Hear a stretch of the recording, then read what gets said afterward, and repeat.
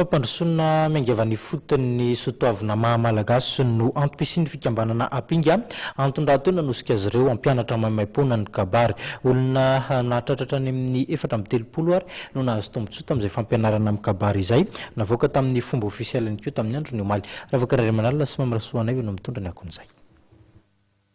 Ny teny dia isan'ny fomba iray hitehirizana ny teny malagasy sy ny sotoavina malagasy.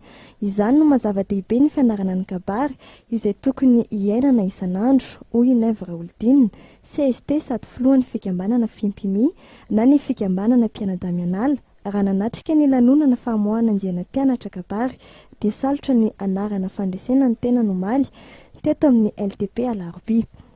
Isa-taona dia misy foana ny iray volana fanandratana ny teny malagasy. Tamin'ny voalohany izy io dia roa andro, avy eo izy herinandro.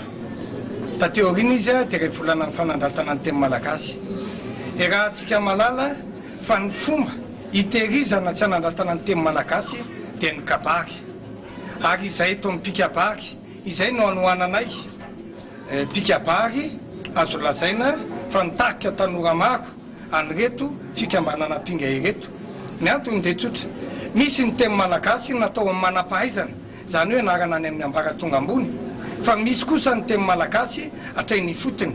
Ary izay mampiavaka ny fikambanana apinga izay isaorany azy manokana mamoaka ny andiany fa apinga aroloha lefina maranitra ary mivady aman-janana.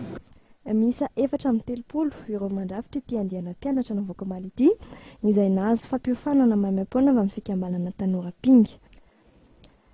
Araipia ireto andiana mpianatra pikabary reto ny proviseur ny sekoly lycée technique professionnel Alarobia izay nanome toerana maimaimpoana ny fikambanana anatanterahana ny fampiofanana izay marina fa naharitra enim-bolana.